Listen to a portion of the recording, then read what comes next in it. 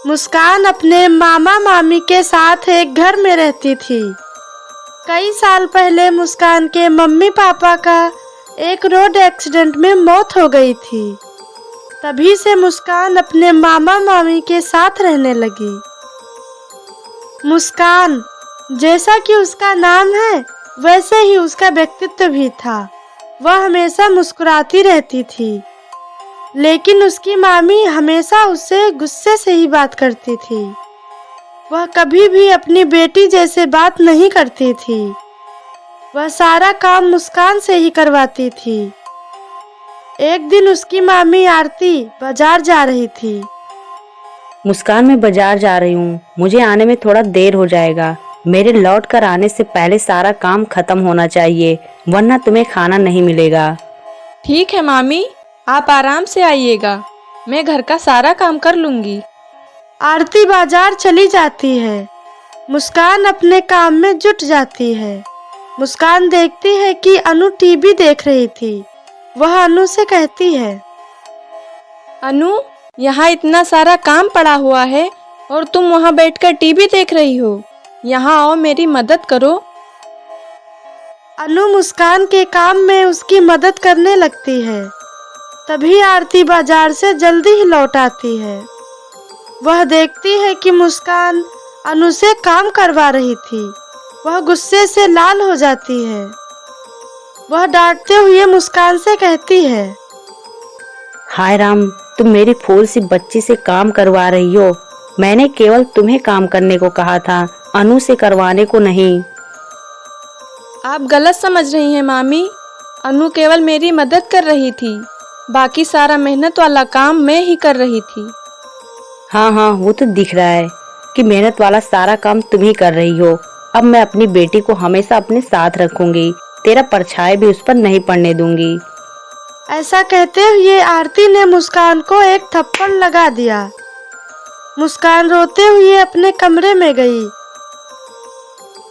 मुस्कान ने अपने कमरे में अपने स्वर्गवासी मम्मी पापा की तस्वीर लगाई हुई थी। वह रोज अपने मम्मी पापा से बात करती थी। आज भी वह रोते हुए अपनी स्वर्गवासी माँ से कहती है, देखो ना माँ, मामी ने मुझे आज थप्पड़ मारा।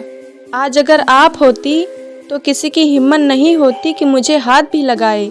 मामी ने एक छोटी सी बात को इतना बढ़ा दिया और मुझसे इतना काम करवाती हैं। मैं बहुत थक जाती हूँ माँ। मैं सब देख रही हूँ बेटा, लेकिन तुम चिंता मत करो। मैं तुम्हें अपनी एक जादुई ब्रेसलेट दूंगी, जिसे पहनकर तुम काम करोगी तो थकोगी ही नहीं, और जो कुछ भी तुम मांगोगी उससे वह सब मिल जाएगा।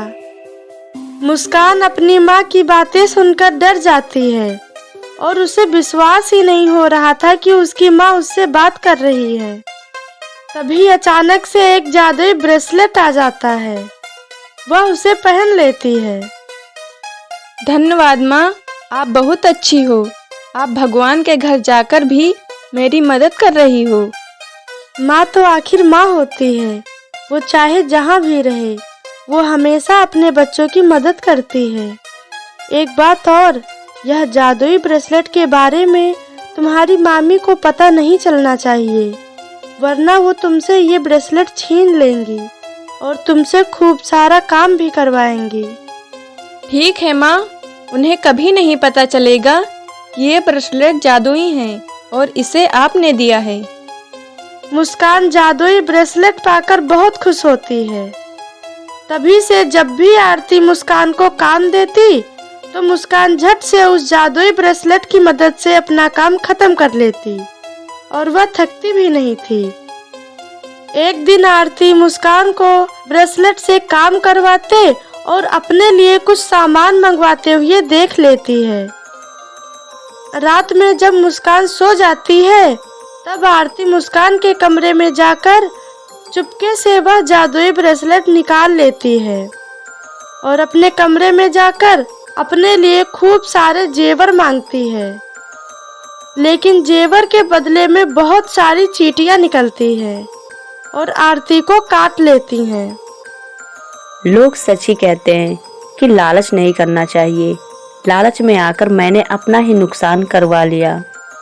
आरती को सबक मिलने के बाद वह मुस्कान को कभी परेशान नहीं करती और वह बिना भेदभाव किए अनु और मुस्कान के साथ खुशी खुशी रहने लगी।